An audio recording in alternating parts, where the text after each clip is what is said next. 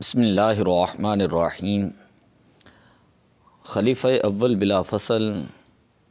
حضرت سیدنا ابوبکر صدیق رضی اللہ تعالیٰ عنہم، آپ کا پہلا خطبہ مسلمانوں کے نام کیا تھا؟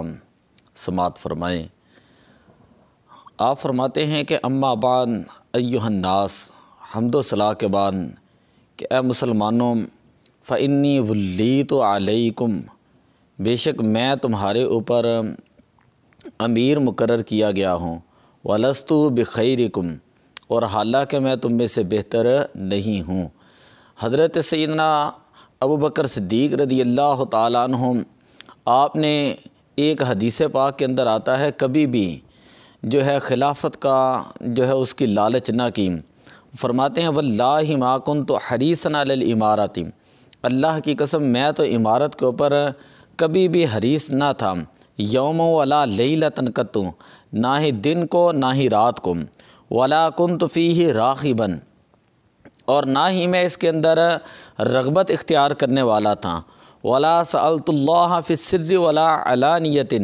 اور نہ ہی میں نے کبھی اس عمارت کو اللہ تعالیٰ سے پوشیدہ یا اعلانیہ طور پر سوال کیا۔ مالی فی الامارۃ من راحۃ، اس عمارت کے لیے،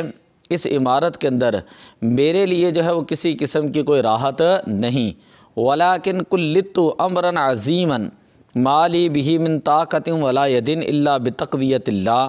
کہ مجھے جو ہے میرے سپرد جو ہے ایک بہت بڑا کام جو ہے وہ لگا دیا گیا ہے، جب تک اللہ تعالیٰ کی طاقت، اللہ تعالیٰ کی مدد میرے شامل حال نہیں تو میں اس کو آگے چلا نہیں سکتا۔ فرماتے ہیں ولو وددتم ان اقوى الناس علیہ مکانی اليوم،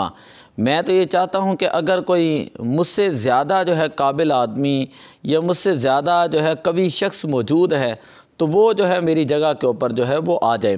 اور وہ جو ہے وہ خلیفہ بن جائیں۔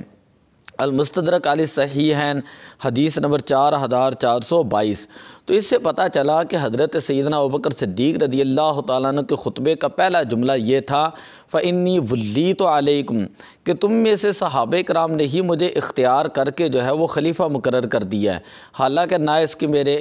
لالچ ہے، نہ ہی میں نے اللہ تعالیٰ سے اس عہدے کو کبھی طلب کیا ہے۔ وَلَسْتُ بِخَيْرِكُمْ، اور میں تم میں سے بہتر نہیں ہوں۔ یہاں پر بھی ایک مکمل طور پر آپ نے اپنی عاجزی کا اظہار فرمایا۔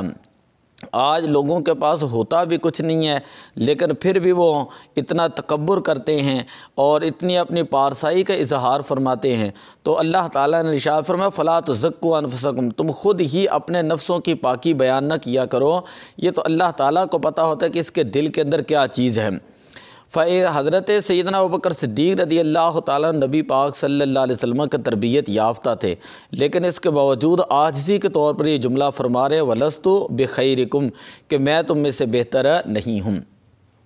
فَإِنْ أَحْسَنْتُ فَأَعِينُونِي وَإِنْ أَسَأْتُ فَقَوِّمُونِي، اگر میں نیکی کروں، اچھا کام کروں تو اس کے اندر میری مدد کرنا، اور اگر مجھ سے کوئی کام خراب ہو تو فَقَوِّمُونِي، تو مجھے سیدھا کر دینا۔ تو یہ حضرت سیدنا ابوبکر صدیق رضی اللہ تعالیٰ عنہ کے عاجزی والے جملے تھے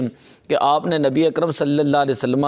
کے پاس تربیت حاصل کی، لیکن اس کے باوجود جو ہے آپ نے ایک معیار مقرر کر دیا کہ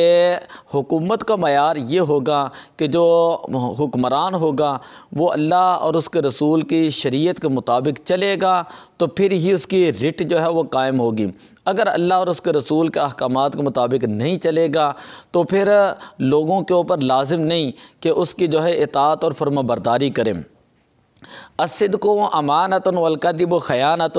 پھر آپ نے فرمایا کہ سچائی جو ہے وہ ایک امانت ہے اور جھوٹ جو ہے یہ ایک خیانت ہے۔ سچائی کی تعریف بیان کی، جھوٹ کی آپ نے مذمت بیان فرمائی۔ آگے بڑا خوبصورت جملہ فرماتا ہے والقوی من والضعیف منکم قوی عندی حتی اریح علیہ حقہ ان شاء اللہ تعالی، کہ جو تم میں سے کمزور ہیں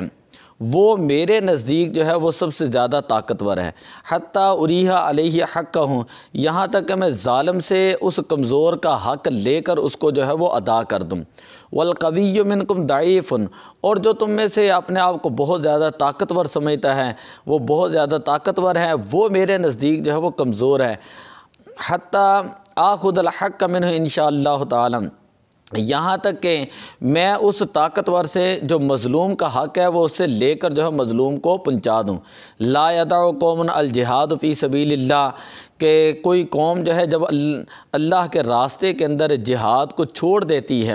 الا ضربہم اللہ بالذل، اللہ تعالیٰ اس قوم کے اندر ذلت جو ہے وہ مسلط کر دیتا ہے۔ قرآن پاک کے اندر اللہ تعالیٰ نے ارشاد فرمایا یا ایھا الذین آمنوا ان تنصروا اللہ ینصرکم ویثبت اقدامکم، اے ایمان والو اگر تم اللہ تبارک و تعالیٰ کی مدد کرو گے تو اللہ تعالیٰ تمہاری مدد کرے گا اور اللہ تعالیٰ تمہیں استقامت جو ہے وہ عطا فرمائے گا۔ تو اللہ کی مدد سے مراد اللہ تعالیٰ کے دین کی مدد ہے۔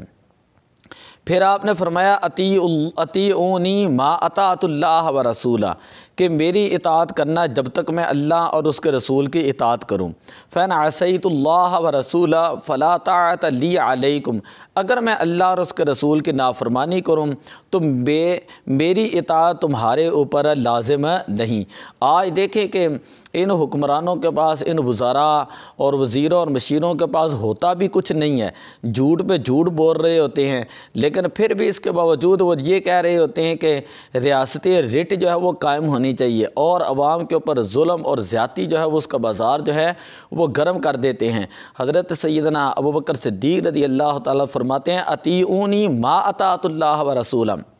کہ جب تک میں شریعت کی اطاعت کروں تو تم نے میری پیروی کرنی ہے۔ اگر فَإِنْ عَصَيْتُ اللَّهَ وَرَسُولَهُ، وہ تو افضل الخلق بعد الرسل ہیں، کہ ساری کائنات میں تمام امتوں میں سب سے زیادہ جو ہے وہ افضل ہے انبیاء کے بعد، لیکن آپ جو ہے وہ ایک معیار مقرر کر رہے ہیں کہ حکمران جو ہے اس کی اطاعت اسی وقت ہوگی کہ جس وقت وہ اللہ اور اس کے رسول کی قوانین کی اطاعت کرے گا۔ لا طاعت للمخلوق فی معصیت اللہ، کہ مخلوق کی اطاعت گناہ کے اندر نہیں ہو سکتی، کہ صرف اور صرف مخلوق کی اطاعت جو ہے وہ اللہ تعالیٰ کی فرما برداری کے اندر، نیکی کے اندر اور تقوی اور طہارت کے اندر ہی ہوگی۔ پھر آپ نے فرمایا قوموا الی صلاتکم یرحمکم اللہ، کہ تم اب نماز کے لیے کھڑے ہو جاؤ، اللہ تعالیٰ تمہارے اوپر رحم فرمائے۔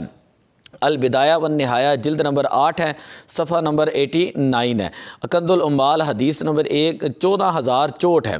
تو آپ حضرت سیدنا ابوبکر صدیق رضی اللہ تعالیٰ عنہ کے خطبے کا ایک ایک جملہ اگر سماعت فرمائیں تو اتنا خوبصورت جملہ اور اتنا پیارا جملہ، اتنا سبق آموز خطبہ، اور کوئی بہت لمبا خطبہ نہیں، بالکل مختصر سا آپ نے خطبہ ارشاد فرمایا، اور اس کے اندر جو ہے ایک جامع پلان جو ہے وہ آپ نے جو ہے وہ ترتیب دیا۔ یہ نہیں ہے کہ یہاں پر ہمارے حکمرانوں کی طرح کہ قرآن پاک ہاتھ کے اندر اٹھا کر بھی، حلف لے کر بھی، قسمیں اٹھا کر بھی، بعد میں یہ بھی ان کو نہیں پتہ ہوتا کہ انہوں نے حلف کس بات کے اوپر جو ہے وہ لیا تھا۔